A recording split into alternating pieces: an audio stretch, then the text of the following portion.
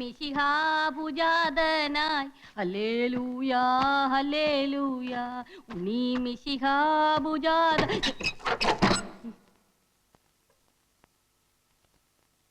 എന്റെ മകളെ ഇത് ഞാനാ, നിന്റെ അപ്പൻ ഇറുക്കിപ്പര വർക്കി കണ്ണുറക്ക്.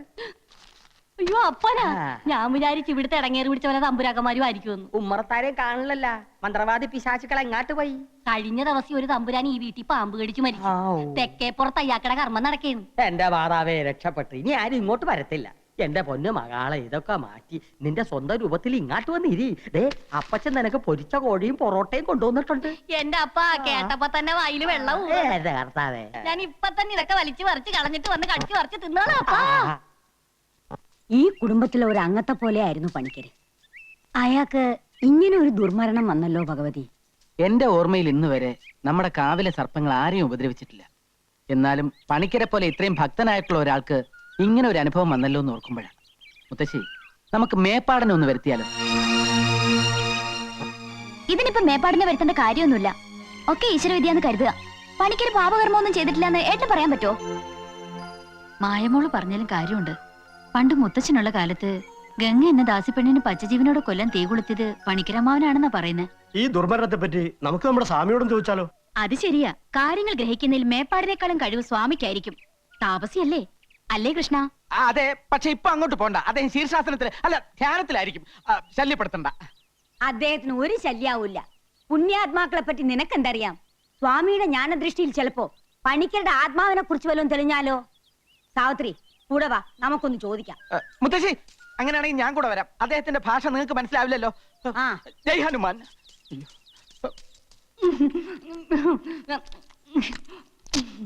ഇങ്ങനെ ആക്രാന്തം കാട്ടാതെ മകളെ, മെല്ലത്തിന്റെ മകളെ. ഈ ഉണക്കത്തമ്പുരാക്കന്മാരുടെ പച്ചക്കറി നീ അടുത്തപ്പോ എന്റെ മാതാവേ, അപ്പൊ കൂടെ കൂടെ ഇങ്ങനെ വന്നില്ലെങ്കിൽ ഞാൻ പട്ടിണി ചത്തു. പട്ടണി കിടന്നാലും വേണ്ടില്ല, കിളവി തള്ള പിടിക്കാതിരുന്നാ മതിയായിരുന്നു. പിടിച്ചാ നിന്നെ കൊല്ലും മകളെ. കൃഷ്ണ കൊല ഇപ്പൊ തന്നെ നടക്കും. ദേവരുടെ മാലക്കിളവി.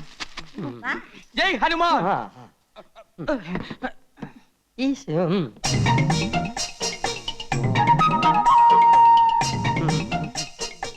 അല്ല, ഇതാ കോങ്ങാണ്ടൂർ കോലത്തെ തമ്പുരാനല്ലേ?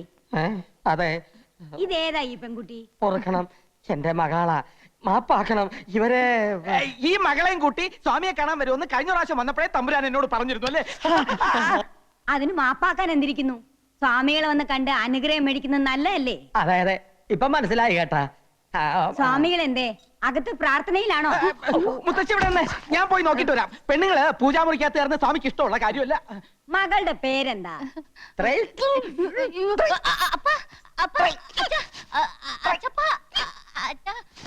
അയ്യോ, ഇതെന്ത് പറ്റി? മുത്തശ്ശി കുട്ടിയുടെ പേര് ചോദിച്ചതാ. എന്താ തമ്പുരാന്?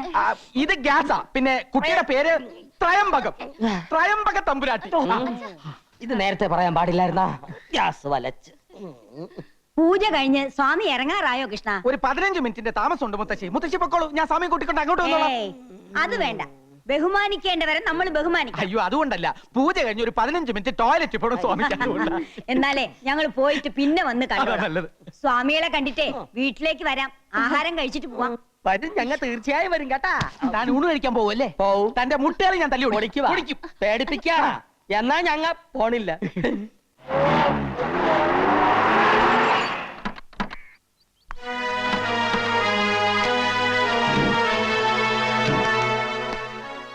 ഇതാ ഞാൻ പറഞ്ഞ കോവിലകം. തലയ്ക്കകത്ത് യാതൊരു മൂളയില്ലാത്ത കുറെ തമ്പുരാക്കന്മാരാ ഇവിടെ ഉള്ളത്. ഡെയ്സിയെ കാണാൻ പോലും ചിലപ്പോൾ അവർ സമ്മതിച്ചില്ല എന്ന് വരും. നമ്മുടെ പെങ്കൊച്ചിനെ വിട്ടു തന്നില്ലെങ്കിൽ നമുക്ക് ചങ്ങനാശ്ശേരി നാളെ ഇറക്കാം. അല്ലെങ്കിൽ എറണാകുളത്ത് പറ്റിയ ടീമുണ്ട്. എന്നതാ തോമാച്ച ഇത്? തല്ലിനും ഗുണ്ടായുസത്തിനൊന്നും പോണ്ട. അവള് നമ്മുടെ ഡെയ്സി മോള് തന്നെയാണെങ്കിൽ ഈ നാട്ടിൽ നിയമം പോലീസൊക്കെ ഇല്ലേ? എന്തൊക്കെ ചെയ്താലും 4 ആൾ അറിഞ്ഞാൽ നമ്മുടെ പെങ്കൊച്ചിനെ നാണക്കേട്. കാര്യങ്ങളൊക്കെ അങ്ങ് നയത്തി പറഞ്ഞു തീർത്താ മതി. അമ്മച്ചി പറഞ്ഞാ എന്റെ ശരി. ഇല്ലെങ്കിൽ കല്യാണ പെണ്ണൊരു ഒളിച്ചോട്ടം കഴിഞ്ഞ് വന്നതാണെന്ന് നാട്ടുകാരറിഞ്ഞാ ഏറെ നാണക്കേട് എനിക്കാ. ഞാൻ നേരത്തെ പറഞ്ഞില്ലേ, മൂളയില്ലാത്തത്. അതിലൊരു തമ്പുരാനാ വരുന്നത്. മോളെ ഞാനിപ്പോ ശരിയാക്കി തരാം. നീ ശരിയാക്കാനൊന്നും പോണ്ട. ഇവിടെ ഉള്ളവന്മാരെല്ലാം ഒരു വിവരമില്ലാത്ത ഭ്രാന്തന്മാരാ. ദേ വന്നു. ഭ്രാന്ത് നിന്റെ ഈ നിൽക്കുന്ന തന്തക്കടത്തേണ്ടി. ഞാനിവന്റെ തന്തയല്ല. എന്നാ നിന്റെ തന്തക്കടത്തേണ്ടി. എന്താ? ഭ്രാന്ത് ആശുപത്രിയിൽ നിന്ന് ഒളിച്ചോടി വന്നിട്ട് നാട്ടിലുള്ള മാന്യമാരെ മുഴുവൻ ഭ്രാന്താന്ന് വിളിച്ച് അധിക്ഷേപിക്കേ. ഇവരൊക്കെ ആരാ? നിന്റെ കൂടെ ഭ്രാന്ത് ആശുപത്രിയിൽ നിന്ന് ഒളിച്ചോടി വന്ന ഭ്രാന്തന്മാർ. അച്ചായ, ഞാൻ പറഞ്ഞില്ലേ മറ്റേത്? എന്താ പറഞ്ഞേ? ഞങ്ങൾ ഇത് ഫാമിലി പ്രശ്നം പറഞ്ഞ. താൻ ഒരു കാര്യം മനസ്സിലാക്കി. ഒരാൾ എന്തെങ്കിലും ഒന്ന് പറഞ്ഞ അത് സത്യമാണോ കള്ളമാണോ എന്ന് അന്വേഷിക്കാനുള്ള സാമാന്യ ഭ്രാന്തെങ്കിലും വേണം. ഇങ്ങോട്ട് നോക്കി.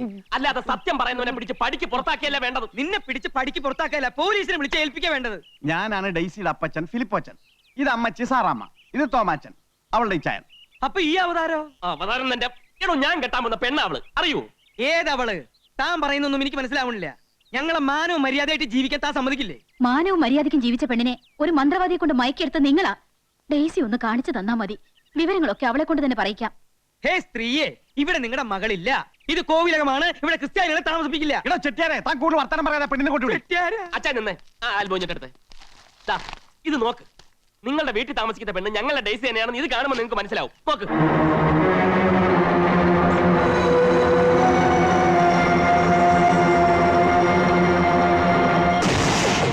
ഇപ്പൊ മനസ്സിലായോ ആർക്കാ ഭ്രാന്തം?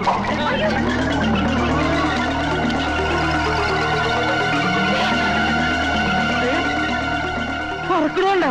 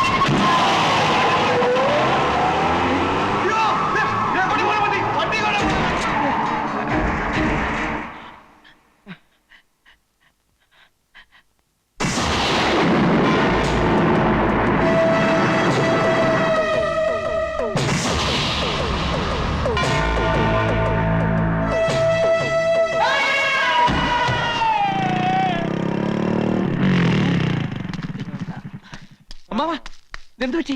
അമ്മാവാ പിടിച്ചേ. ഇവിടെ ഉള്ളവരൊക്കെ എവിടെ പോയി? അമ്മാവാ,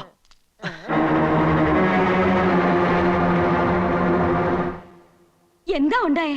ഞങ്ങൾ വന്നു കയറുമ്പോ അമ്മാവൻ ബോധമില്ലാതെ കിടക്കായിരുന്നു. ഉടനെ ഏതെങ്കിലും ഹോസ്പിറ്റലിൽ കൊണ്ടുപോവാം. ഭഗവതി, ഇത്ര പെട്ടെന്ന് ഏട്ടന് എന്ത് പറ്റി? അമ്മാവാ, ഇതെന്ത് ഭാഷയാണ് അമ്മാവാ? ഒന്നും അങ്ങോട്ട് മനസ്സിലാവണില്ലല്ലോ. എന്താ ഉണ്ടായെന്ന് പറ രാമാ. എന്തു പറ്റി അമ്മാവന്?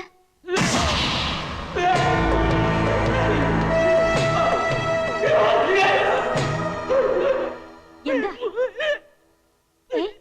ദേ, മായയോട് അവൻ എന്തോ പറയണോന്ന്. പറഞ്ഞോളൂ അമ്മാവ, എന്താണ്ടായേ? ഓ, എന്തെങ്കിലും തിന്നാൻ വേണോ? വെറ്റില മുറുക്കണോ? ഓ, പടം വരയ്ക്കണോ അല്ലേ? എഴുതി കാണിക്കാന്നാണോ? ശങ്കര, ഒരു പേനയും കടലാസും വേഗം ഇഞ്ഞു കൊണ്ടുപോവാ.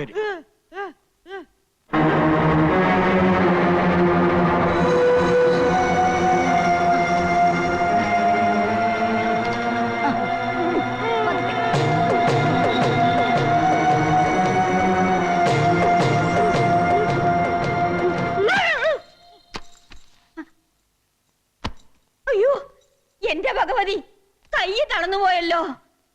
കൃഷ്ണ, വേഗം ചെന്ന് മേപ്പാടിനെ വിളിച്ചോണ്ട് വരിക. ഇവിടെ അനർത്ഥങ്ങൾ കൂടുകയാ. ഇതിന് പരിഹാരം ചെയ്യാൻ മേപ്പാടിനെ പറ്റൂ.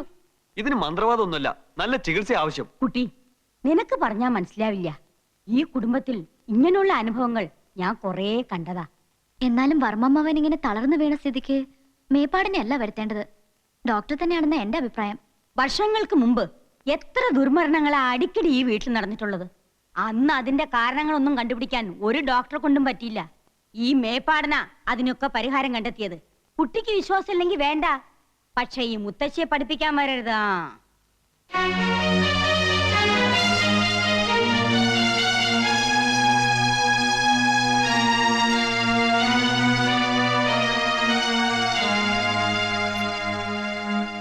അസുഖം വന്ന ഡോക്ടർമാരെ വിളിക്കേണ്ടത്, അല്ലാണ്ട് മന്ത്രവാദിയല്ല. ഉണ്ണി ഇതിനൊക്കെ സമ്മതം കൊടുക്കണ്ടല്ലോ. മുത്തശ്ശിയോട് തർക്കിക്കാന്നല്ലാതെ അതുകൊണ്ട് വല്ല പ്രയോജനമുണ്ടോ? BP കൂടി വീണതായിരിക്കേ വഴിയുള്ളൂ. എന്ത് ചെയ്യാം?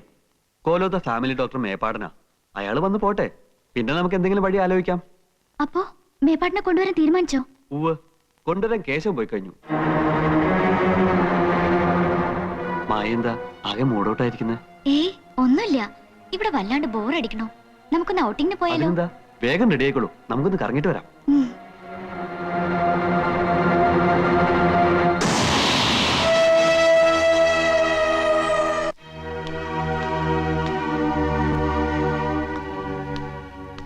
നമ്മളിങ്ങനെ ഇവിടെ വന്ന് ഈ ഹോട്ടലിൽ താമസിച്ചിട്ട് ഒരു ഗുണവുമില്ല. കാര്യങ്ങൾ കുഴയുന്ന ലക്ഷണമാണ്. അവിടെ എന്തോ അമാനുഷിക ശക്തി ഉണ്ടെന്നുള്ള കാര്യത്തിൽ എനിക്ക് ഒരു സംശയമില്ല. ഈ ശക്തി കാരണം നിനക്കങ്ങനെ തോന്നിയായിരിക്കുമോ ജെയിംസേ?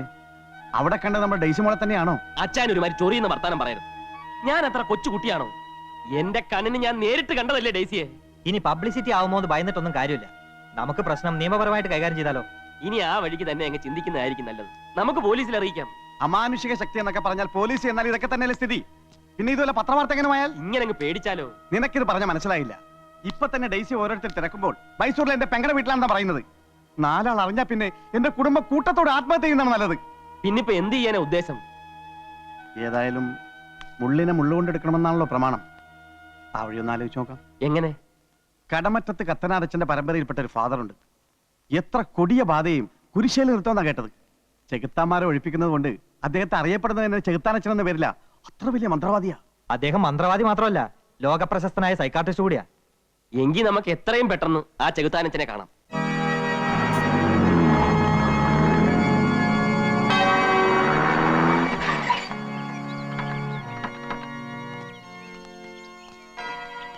ഈ ചെകുത്താനച്ചന്റെ മേട ഇതല്ലേ? ചെകുത്താനച്ഛനോ? അങ്ങനെ വിളിക്കരുത് കുഞ്ഞാടെ, അത് അച്ഛന്റെ ഇരട്ട പേരാകുന്നു. അവിശ്വാസികളാണ് അങ്ങനെ വിളിക്കുന്നത്. വിശ്വാസികൾ ഡോക്ടർ മികായലച്ച എന്നെ വിളിക്കൂ.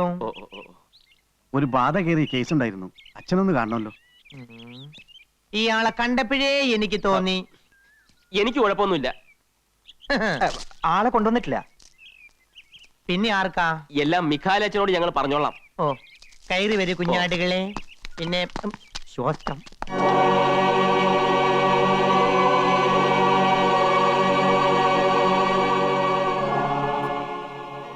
കർത്താവേ, നിനക്ക് നന്ദി.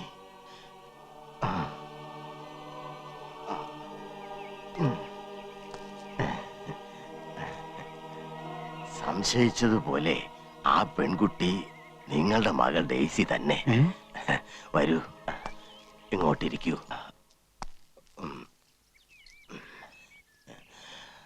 വീട്ടിൽ നിന്ന് പോകുന്നതിന് മുൻപ് അവളിൽ എന്തെങ്കിലും പ്രകടമായ മാറ്റങ്ങൾ കണ്ടിരുന്നോ? ഉവച്ചോ, ഒരു സ്റ്റഡി ടൂറിന് പോയി വന്നതിന് ശേഷം ഡെയ്സി മോളിൽ ആകെ മാറ്റമായിരുന്നു. പിറ്റേന്നൊരു ഡോക്ടറെ കാണിക്കാമെന്ന് വിചാരിച്ചിരിക്കുമ്പോഴാ അന്ത് വെളുപ്പിന് മോളെ കാണാതാവുന്നു. ഇത് പ്രേതബാധയാണോ വെച്ചോ, അതോ വേറെ വല്ല അസുഖമാണോ? വിശ്വസിക്കുന്നവർക്ക് ഇത് പ്രേതബാധ തന്നെയാണ്. മെഡിക്കൽ സയൻസിൽ ഡിസോസിയേറ്റീവ് ന്യൂറോസിസ് എന്നോ മൾട്ടിപ്പിൾ പേഴ്സണാലിറ്റി എന്നോ ഇതിനെ പറയാം. കൺവേർഷൻ റിയാക്ഷൻ അല്ലെങ്കിൽ പൊസസീവ് റിയാക്ഷൻ എന്ന് പറയുന്ന വേറൊരു തരം അസുഖവും ഉണ്ട്. Anyway, all these diseases are different versions of hysteria. അപ്പൊ ഇത് പ്രേതബാധ അല്ലെന്നാണോ അച്ഛൻ പറയുന്നത്? നിങ്ങളെ പോലുള്ള പീപ്പിൾസ് ഇതിനെ പ്രേതബാധ എന്ന് പറയും. വേറെ ചില മണ്ടന്മാർ ഇതിനെ സൈക്കാട്രിസ്റ്റ് കേസ് എന്ന് പറയും. നിങ്ങളുടെ ഭാഷയിൽ ഇത് രണ്ടുമല്ലാതെ മറ്റെന്താണ് പറയുക? അങ്ങനെ ചോദിച്ചാൽ എനിക്കറിയില്ല. ഫാദർ പറയും. ആട്ടെ, കഴിഞ്ഞ ദിവസം ആരാ ഈ കുട്ടിയെ കണ്ടെന്ന് പറഞ്ഞത്? ഞാനാണച്ചോ. എന്നെ കണ്ടിട്ട് അവൾ തിരിച്ചറിഞ്ഞതേ ഇല്ല. നിങ്ങൾ കുട്ടിയുടെ ആരാ? ഞാൻ ഇവരുടെ കുടുംബ സുഹൃത്താ. പിന്നെ ഇവന് വേണ്ടി കല്യാണം പറഞ്ഞു വെച്ചിരുന്നത് എന്റെ മകളെ. മനസ്സ് ചോദ്യം നടത്താൻ ഡേറ്റ് നിശ്ചയിക്കുന്നതിനിടയിലാ ഇങ്ങനെയൊക്കെ സംഭവിച്ചത്. ആ, ഈ കുട്ടിയെ ഉടനെ തന്നെ ഇവിടെ ഒന്ന് എത്തിക്കാൻ പറ്റുമോ? അതാണ് പ്രശ്നം. ഫാദർ ഒന്ന് അവിടം വരെ വന്നാൽ. ഇല്ല, ഞാൻ കുറെ കാലമായി വെളിയിൽ പോയി പേഷ്യൻസിനെ നോക്കാറില്ല. എന്റെ മോളുടെ ജീവിതമാണ് എനിക്ക് വലുത്. അവളെ എങ്ങനെയെങ്കിലും ഒന്ന് രക്ഷിക്കണം. അച്ഛനും കൂടി കൈയൊഴിഞ്ഞാൽ ഞങ്ങൾക്ക് വേറെ ആശ്രയമില്ല. എടോ വെട്ടുകുഴി, ഫാദർ, തനിക്ക് ആ കുട്ടിയെ പോയി ഒന്ന് കൊണ്ടുവരാൻ സാധിക്കുമോ? അച്ഛന്റെ പ്രാർത്ഥനയും അനുഗ്രഹമുണ്ടെങ്കിൽ ഞാനൊന്ന് ശ്രമിച്ചു നോക്കാം ഫാദർ.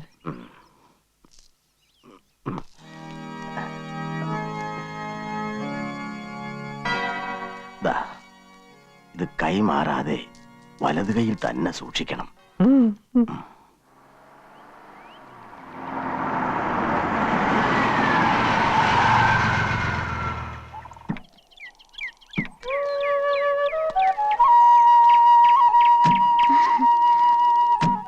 എന്ത് കാണാനാ ഇങ്ങോട്ട് വരണമെന്ന് പറഞ്ഞത്? എനിക്ക് കുന്നിൻ ചെരുവ് വലിയ ഇഷ്ടാ. നമുക്ക് ഈ കുന്നിന്റെ നെറുകിൽ ചെല്ലാം. എന്തിനാ? അവിടെ നിന്നാ സ്വർഗം വളരെ അടുത്ത് കാണാം. എനിക്ക് ഈ സ്വർഗമൊന്നും കാണണ്ട. പിന്നെ ഏത് സ്വർഗം സാറിന് കാണേണ്ടത്? എന്നെ സ്വർഗം കാണിക്കണമെങ്കിൽ മായ മനസ്സ് വെക്കണം. ഞാൻ മനസ്സ് വെച്ചിട്ട് എന്താ കാര്യം? ജപവും മന്ത്രവും ബ്രഹ്മചര്യൊക്കെ നടക്കുന്ന അന്ധവിശ്വാസികളുടെ കൂട്ടത്തിലല്ലേ ഉണ്ണിയും? എനിക്ക് അന്ധവിശ്വാസമൊന്നുമില്ല. മുത്തശ്ശിയെ പേടിയാണല്ലോ സത്യം. അതുകൊണ്ട് മുത്തശ്ശി കൊടുത്ത് വാക്ക് പാലിക്കുന്നു. അതല്ല, ഉണ്ണിയുടെ കയ്യിലുണ്ടല്ലോ ഒരു ഏലസ്. ഓ ഇതോ? വിശ്വാസം ഉണ്ടായിട്ടൊന്നല്ല, മറ്റുള്ളവരുടെ സമാധാനത്തിന് വേണ്ടിയാ. ഓ വലിയ ധൈര്യശാലി. ഗമ പറയാൻ ആർക്കാ വയ്യാത്ത? ഗമ പറഞ്ഞതല്ല, സത്യം. കയ്യിൽ ഏലസ് കണ്ടില്ലെങ്കിൽ മുത്തശ്ശി വഴക്ക് പറയലോ എന്ന് ഓർത്ത് കെട്ടുന്നതാ. അങ്ങനെയാണെങ്കിൽ ഇപ്പൊ അതങ്ങ് അഴിച്ചു കളഞ്ഞേ. ഇവിടെ മുത്തശ്ശി ഇല്ലല്ലോ. അഴിച്ചു കളഞ്ഞാൽ എന്റെ ഭർത്താവ് ധൈര്യമുള്ള ഒരു ആൺകുട്ടിയാണെന്ന് ഞാൻ സമ്മതിക്കാം. അത് മാത്രം പോരാ, പിന്നെ ഈ കവളിൽ ചൂടുള്ളൊരു സമ്മാനം കൂടി തരുമോ?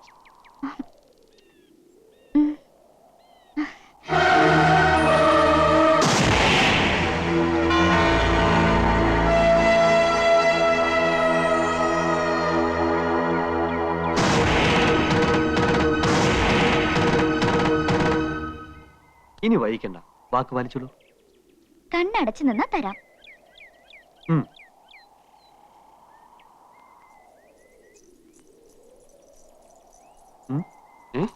മായേ, ദേ അവിടെ നിൽക്കാൻ. വാക്ക് പാലിക്കണം കേട്ടോ. മോളിൽ വന്നാ വാക്ക് പാലിക്കാം. മായ അവിടെ നിൽക്കാൻ. മായേ,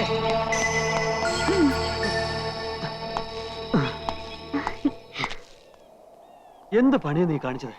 ഓടി ഓടി ഞാൻ അടച്ചു. നിനക്കെന്താ വല്ല ദിവ്യശക്തി ഉണ്ടോ ഇങ്ങനെ ഓടാൻ? ദേ ഒന്ന് താഴത്തേക്ക് നോക്കിയേ. എത്ര മുകളിലാ നമ്മളെന്ന്. ഇവിടുന്ന് താഴേക്ക് ചാടിയാ ചത്തുപോവോ? പൊടി പോലും കാണില്ല. നമുക്ക് ഇവിടുന്ന് താഴത്തേക്ക് ചാടിയാലോ? അത്ര കൊതിയാ നിനക്ക് മരിക്കാൻ? കൊതിയായിട്ടൊന്നല്ല, വെറുതെ ഉണ്ണിയുടെ മനസ്സറിയാൻ ചോദിച്ചതാ. പണ്ട് എനിക്ക് വേണ്ടി മരിക്കാൻ ഒരുങ്ങിയ പെണ്ണല്ലേ നീ. നീ പറഞ്ഞ മരിക്കാൻ ഞാനും തയ്യാറാ. എങ്കിതേ ഞാൻ ഉണ്ണിയെ താഴത്തേക്ക് തള്ളിയിട്ട് കൊല്ലാൻ പോവാ. ഓക്കേ, ഞാൻ റെഡി. ആട്ടെ, പ്രതിയുടെ അവസാനത്തെ ആഗ്രഹം എന്താ? ഈ ജന്മത്തിൽ ഒത്തിരി മോഹിച്ചു പോയ ഒരു പെണ്ണുണ്ട്, അവളെ സ്വന്തമാക്കണം. അവള് സ്വന്താണല്ലോ. എല്ലാ അർത്ഥത്തിലും സ്വന്തമാക്കണം. അപ്പൊ ബ്രഹ്മചര്യം ലംഘിക്കാൻ പോവാ? എന്ത് ബ്രഹ്മചര്യം? വാക്കുമാറ്റരുത്. എന്താഗ്രഹം സാധിച്ചു തരാമെന്ന് പറഞ്ഞതാ. സാധിച്ചു തരും.